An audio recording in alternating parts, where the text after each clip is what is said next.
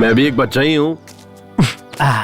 बच्चा बोलकर न जाने कितने बच्चे पैदा कर चुका है। अरे नहीं नहीं डैड, क्या बोल रहे हो? क्या रे?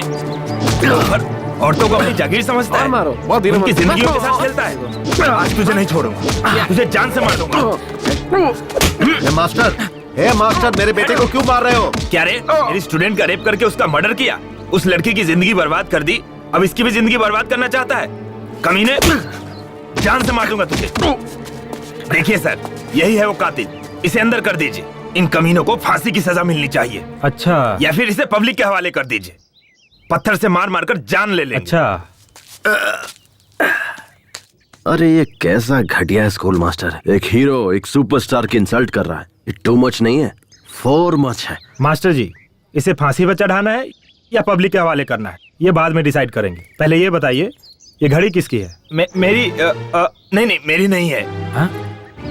मैं भी ऐसा ही सोच रहा था, लेकिन जब इन्वेस्टिगेशन शुरू की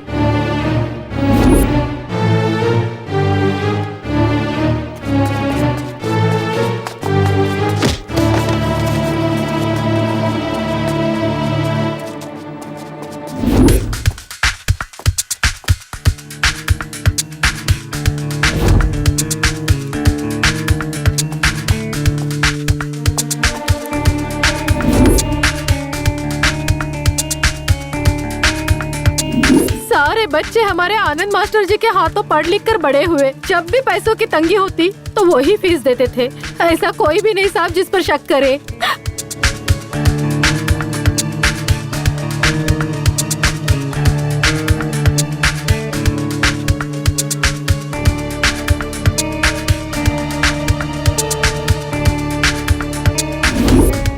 सर, ये घड़ी बहुत महंगी और रेयर है। ये घड़ी कंपनी अब बंद हो चुकी है, इसके पार्ट्स मिलने बहुत मुश्किल है। और आप जो ये चेन लाए ना सर, ये इसी घड़ी का है। ये घड़ी बंद हो गई थी और रिपेयरिंग के लिए परसों ही मेरे पास आनंद मास्टर जी ने रिपेयर के लिए दिया था। तो मिस्टर देव कुमार, अगर मास्टर जी ये घड़ी लेने आते हैं तो इसे मुंबई में रिपेयर के लिए भेजा है, कह देना। ये दोनों मैं रख लेता। Okay sir. मिस्टर आनंद, टाइम क्या हुआ है? सॉरी सर, मैं वॉच यूज नहीं करता। इस दरिंदे को या तो फांसी की सजा दे दो या पब्लिक के हवाले कर दो। इन्हें किसी के हवाले करने से क्या फायदा? हमारी बेटी तो हमें वापस नहीं मिलेगी ना। राज सरकार वाले सुबह होते ही टीवी पर रेडियो पर बोलते रहते हैं, आपकी बेटियों को स्कूल भेजिए, स्कूल भेजिए। पर उन्हें क्या पता है कि उनके बनाए हुए स्कूल में ऐसे घटिया नीच मास्टर पढ़ाते हैं। मैंने सोचा था मेरी बेटी पढ़ लिख कर आगे बढ़ेगी, इसीलिए मैंने इस टीचर पे भरोसा किया और इसने उस भरोसे को तोड़ दिया, मेरा विश्वास तोड़ दिया। इसीलिए अब इस पर कौन कैसे भरोसा करेगा? ये मेरे बेटे का कातिल है।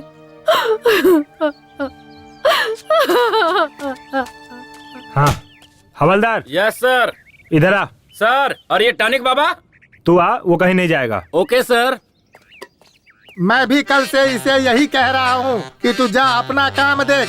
वो सब काम छोड़ करके मेरे पीछे पड़ा हुआ है। मैं कोई आइटम हूँ जो मेरी पीठ देखता रहता है? मैं इसलिए बैठा हूँ क्या? मुंह देखने से ही कोई उल्टी कर देगा और तू पीठ देखने की बात कर रहा है, पागल कहीं का। सर, आपकी कमला और बिमला कहाँ हैं? उन्हें आज ही ट्रांसफर मिल गया, वो लोग चले गए और मैं यहीं रह गया। मैं हूँ ना आपकी कंपनी के लिए। क्या कंपनी देगा? पर शक होने लगा था। हीरो और विलन के बीच में डिफरेंस नहीं पता इनको। जब तुम मेरी बेटी को बाइक पर साथ ले जाने के लिए तैयार हुए तब मैंने तुम्हारी अच्छाई पर जरा भी ध्यान नहीं दिया। मैं तुम्हारे साथ बहुत ही बुरी तरह से पेश आया। मैं अपनी भूल की कीमत चुकाने के लिए तैयार हूँ। तुम्हारे साथ जो किया ना, वो दोबारा किसी के साथ भी नहीं करूंगा। बेटा इधर आ, इधर आ। हाँ, फिलहाल तुम्हारी हालत कैसी है ये तो मैं नहीं जानता, लेकिन आगे जरूर अच्छी होनी चाहिए, क्योंकि मेरी बेटी की जिम्मेदारी अब तुम पर है और मैं भी अपना फर्ज निभाने से पीछे नहीं हटूंगा।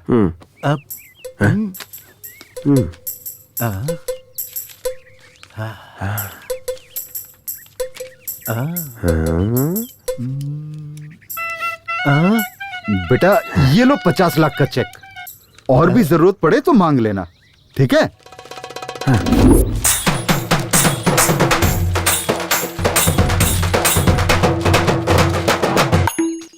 ओए, दादा अंदर खांस रहे हैं, कोई उन्हें पानी पिलाओ।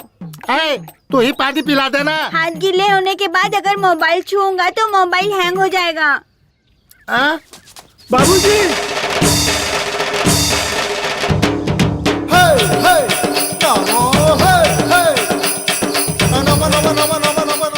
पापा, जिंदा था तो किसी ने प्यार से अग्नि वाला नहीं खिलाया और मरने के बाद खातिरदारी कर रहे हो। ये तो जिंदा हो गए। बाप रे, ससुर जी का भूत आ गया। दादाजी जिंदा हो गए। अब मेरे माँ बाप रास्ते पर आएंगे।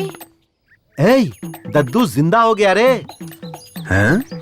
ये तो भगवान का कोई चमत्कार है। परसों ना दादा सपना देख रहे थे और आज नींद से जाग गए। हाँ बाबूजी बाबूजी, ए टॉनिक बाबा, क्या पिलाया था? काढ़ा पिलाया था। वो क्या था? उसमें मैंने नीम, अश्वगंधा, इमली का रस, कड़ी पत्ता, बेलपत्र, शहद, देसी गाय का दूध, इस तरह से 34 जड़ी बूटियों का मिश्रण था बाबूजी। तूने जो काढ़ा पिलाया था उसकी वजह से तुम्हें मरने से बचा। मतलब? तेरा काढ़ा पीने से पहले कल लायर को मैंने घर पे बुलाया है, जायदाद बराबर से सब में बांट दो। जब वो बैल काम नहीं कर रहा है तो तुम लोग उसे खाना क्यों खिला रहे हो? चलो अभी फोन रखो, मैं आकर देखता हूँ। मेरी तो किस्मत ही खराब है। ऐसी जिंदगी जीने से अच्छा है मर जाना।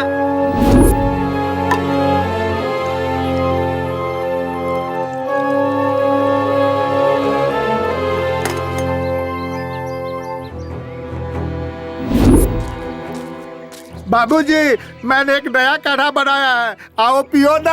आप पिला। ये पी लो बाबूजी।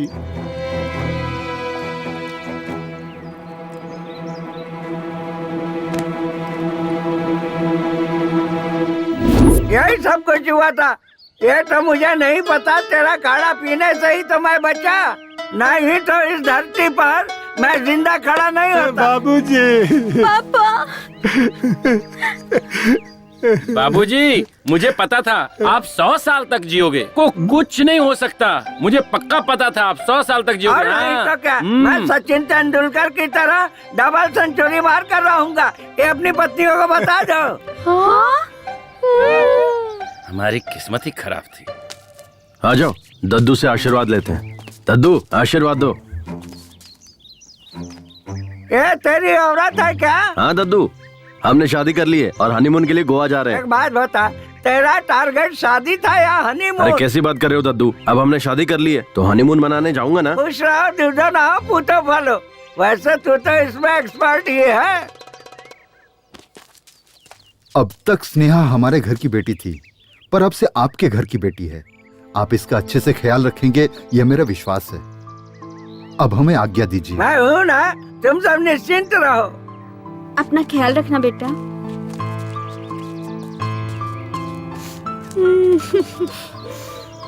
Sorry mummy. कोई बात नहीं। बेटा, अपना ख्याल सॉरी रखना। पापा। अब हम लोग चलते हैं बेटा। मेरे ससुराल वाले कितने इमोशनल हैं। ससुर जी तो सुपर है। अच्छा बेटा, मैं तुम कहाँ तक पढ़े हो? बीकॉम तक पढ़ा हूँ। सिर्फ बीकॉम किया है या उसके अलावा भी कोई कोर्स किया है? हाँ किया है ना, बीकॉम। एओ एओ का मतलब? इसका मतलब होता है एक हाईली। बहुत ही आसान है समधी जी। ये नालायक बीकॉम का एग्जाम अप्रैल में देता है, फेल हो जाता है, अक्टूबर में देता है, फिर फेल हो जाता है। अप्रैल अक्टूबर, अप्रैल अक्टूबर।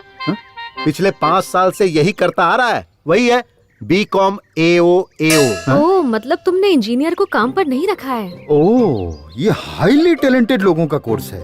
ठीक है, बेस्ट ऑफ लक। हाँ बेटा, चलता हूँ बेटा। हाँ डैड, ये क्या किया आपने? अगर वो चेक वापस ले लेते तो? ए सुधर जा। बहुत मेहनत से पटाया इसे, समझे आप?